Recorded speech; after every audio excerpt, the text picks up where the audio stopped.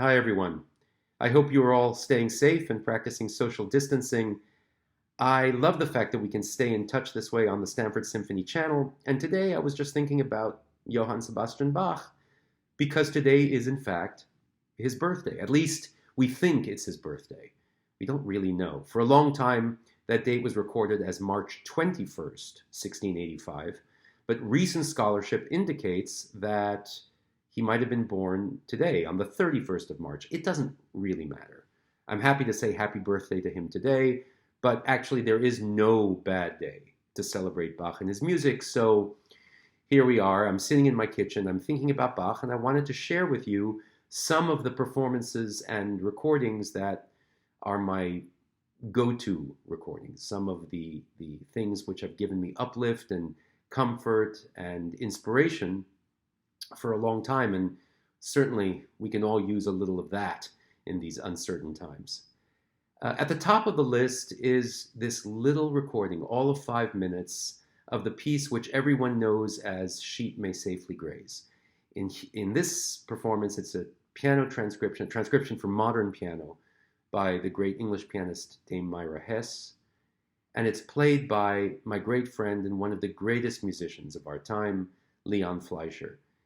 This is really, it's like a masterclass in timing, in expressive depth, and in identification with the music.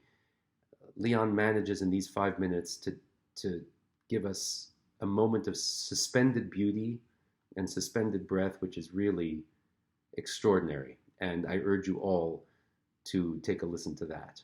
If we're talking about Bach solo music and staying with the keyboard, on the modern piano, nobody can match Andras Schiff, the great Hungarian pianist, in my opinion, in the first and second books of The Well-Tempered Clavier. This is, again, a primer in musical architecture, in extraordinary technique, and in unbelievable insight. And I love these performances, and they will sweep you away.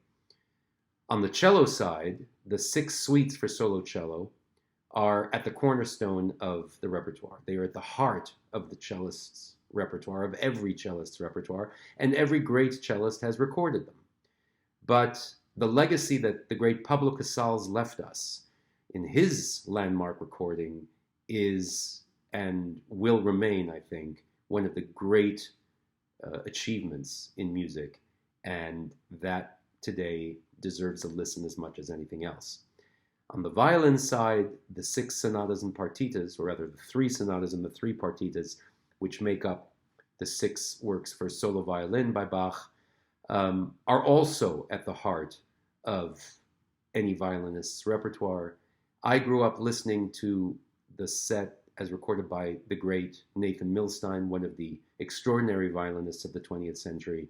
This is a miracle of violin playing, flawless in intonation, in phrasing, aristocratic, elegant, maybe a little old-fashioned, but it goes straight to the heart, and it's music that I've had in my ear since I was a child. If you're looking for a more historically informed performance, but still on a modern violin, my great friend Christian Tetzlaff has recorded them twice, and I think I like his second recording even more than his first. This is absolutely wondrous playing and an absolutely sterling interpretation. I love the way he plays, and I love the way he plays this music.